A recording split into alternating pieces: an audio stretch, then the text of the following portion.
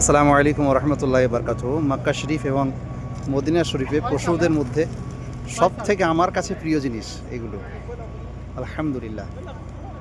এই কবিতর খুব প্রিয় জিনিস মক্কা মদিনার।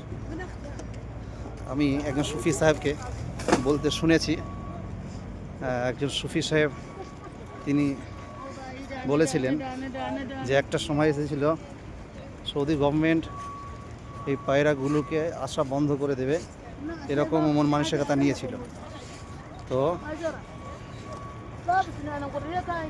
এই পায়রাগুলো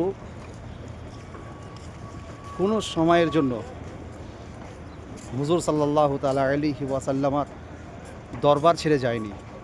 এদেরকে তাড়িয়ে দেওয়ার জন্য তাদের প্রতি খাবার বন্ধ করে দেওয়া হয়েছিল। কোনো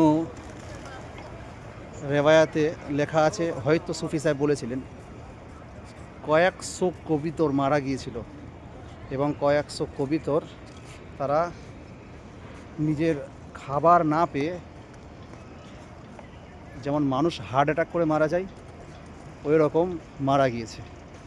তার সঙ্গে সঙ্গে সুফি সাহেব কিবলা, সুফি সুলতান মিয়া সাহেব এলাহাবাদের, উনি বলেছিলেন খুবই দুঃখজনক এবং কষ্টনীয় একটি ঘটনা বা একটা কথা।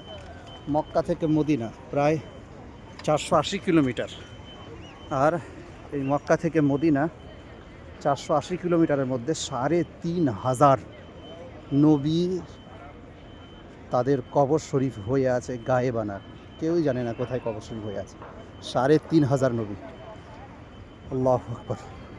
1,24,000 নবী ও রাসূলের কথা আমরা শুনেছি, কিন্তু তারই মধ্য থেকে শুধুমাত্র 25 জন নবীর কথা আমরা কোরআনুল কারিমে শুনতে পাই বা দেখতে পাই।